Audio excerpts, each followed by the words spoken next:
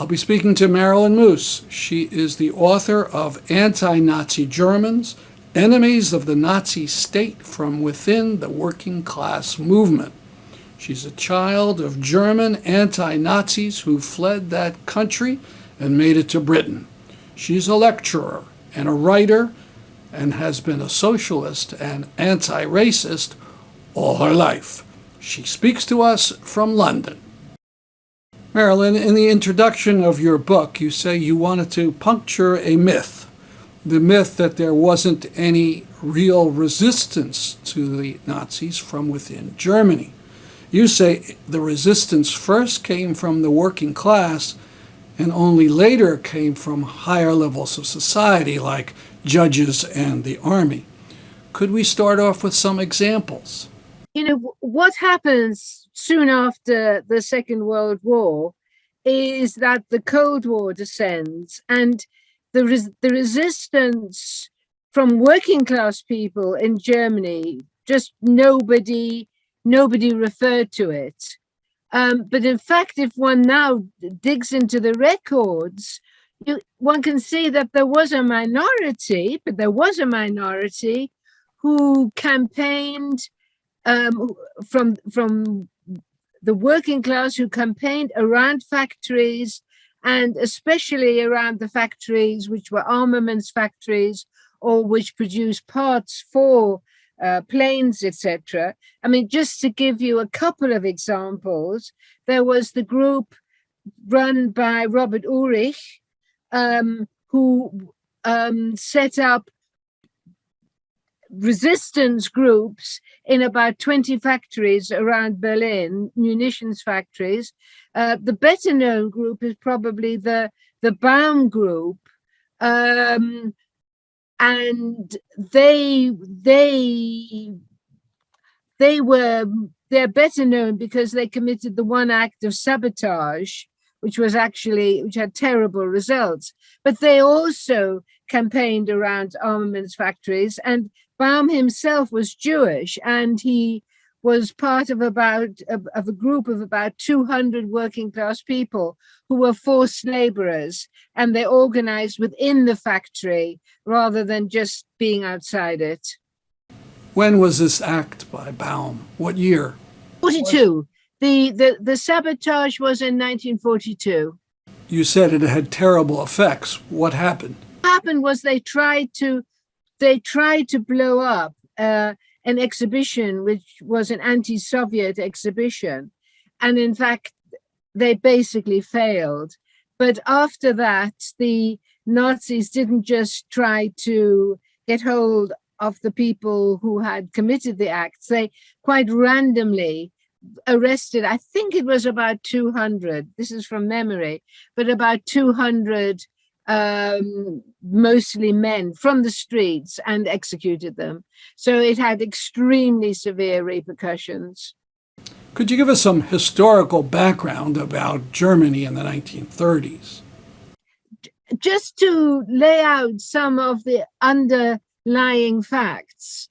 Hitler came to power, he became chancellor at the beginning of 1933, invited by Hindenburg, and that was the point that the Nazis started to organize against the organized working class. I mean, it was quite clear from the very beginning that was their first act. And then they used the Reichstag Fire, which was only 1 month later, at the end of February 1933, as an excuse to arrest arrest tens of thousands of people. And I mean, they actually arrested many people on the night of the Reichstag Fire. So that then became when the Nazi government really institutionalized repression against the left and working class organizations. They first banned the Communist Party, then a few months later, they banned the Social Democratic Party. The Nazis put thousands of people into the concentration camps?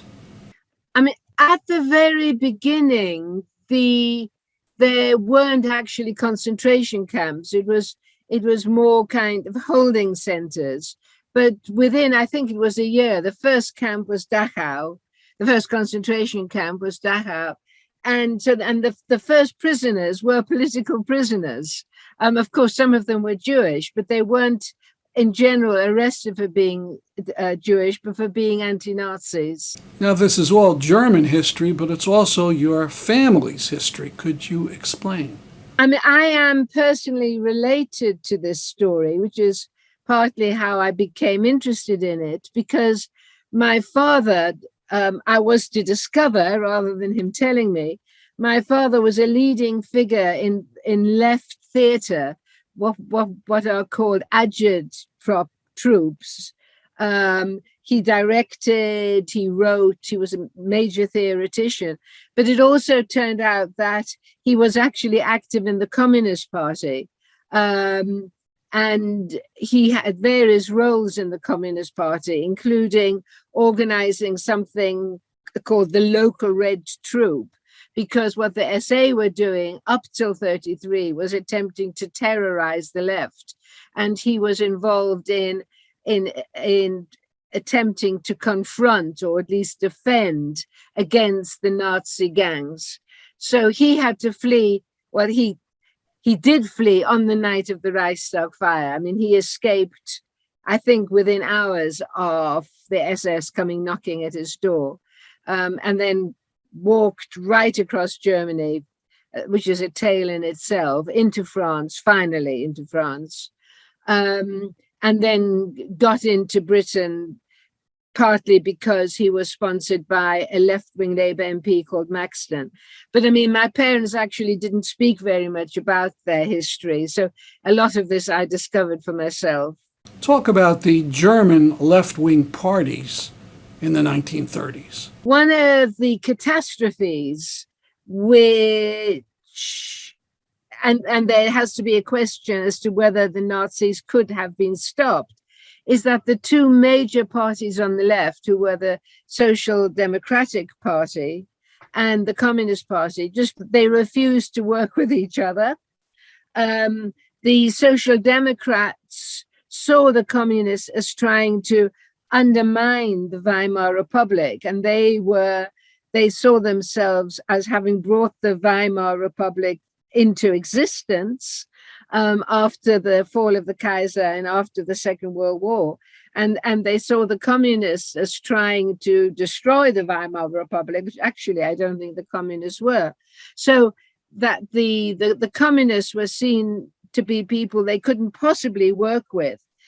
The communists saw the Social Democrats as the face of the capitalist class, and as the party who had sent troops in against the earlier revolutions and who had caused the death of the leaders of the earlier revolutions, Rosa Luxemburg and Karl Liebknecht, and called them social fascists.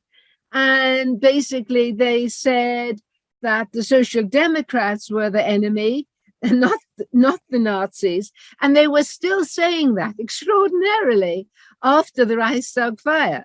So, I mean, the parties really completely misunderstood how dangerous Nazism was. And had there been some sort of united front, history might have been very different.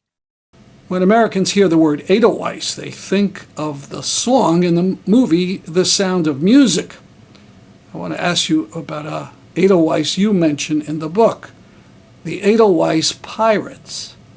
Most of the groups and organizations that campaigned against the Nazis either are unheard of or have been presented in a very negative light. And one of the groups which have been seen really as miscreants are a group called the Edelweiss Pirates, who were a very loose group of young people, not all of whom started off by being left on the left, but they didn't like the increasingly sort of forced character of Hitler Youth, as well as people who had been part of, there was a group called Friends of Nature, which was a kind of youth kind of green group that also young people left to join the Edelweiss Pirates. So they were a very loose network of people who were not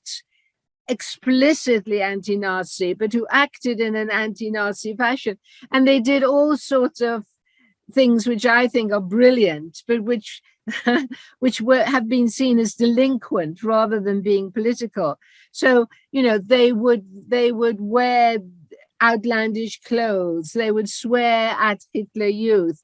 There are examples of them putting sugar water into tanks or the cars of the SS. So they did more anarchistic type of activities.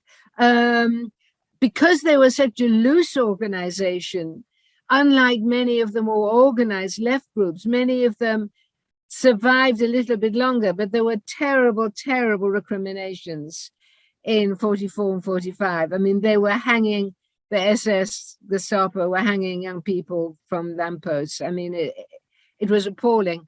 And I mean, it's only really now that the members of the Edelweiss are beginning to get some of the credit that they're due. Your book talks about anti-Nazi Germans organizing resistance alongside slave laborers.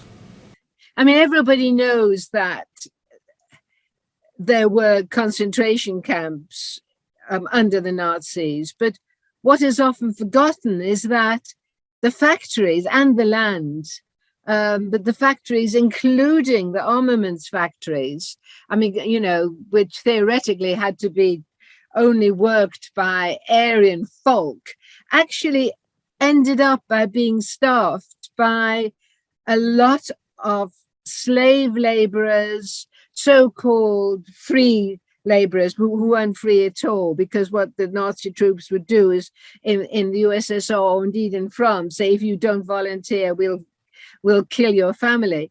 But something like 40, 50, and some factories, 60% of the people working there were people who were in the concentration camps.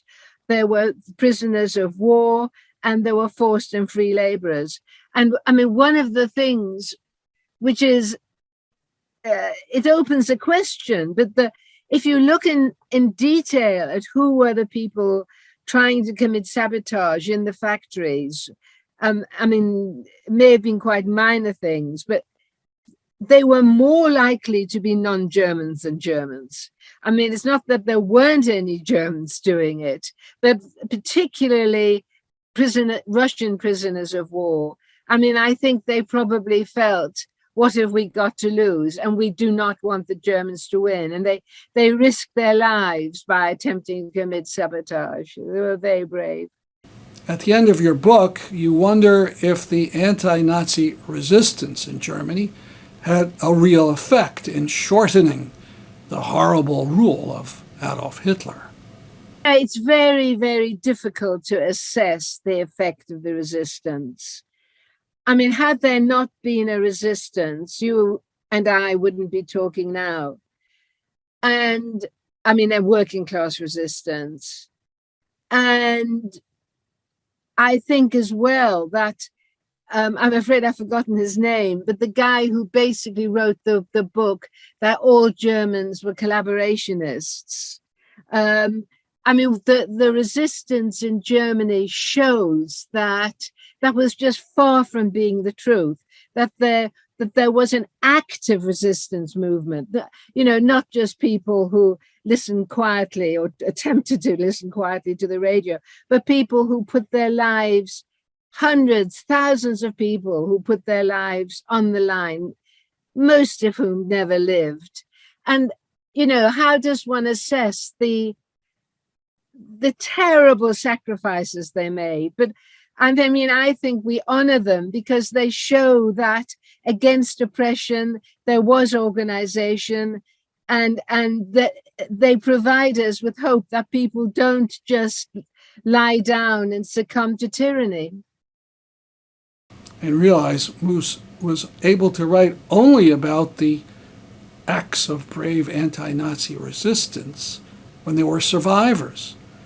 think of all the incidents of resistance where the Nazis killed everyone involved and then burned all the records as the Allies approached.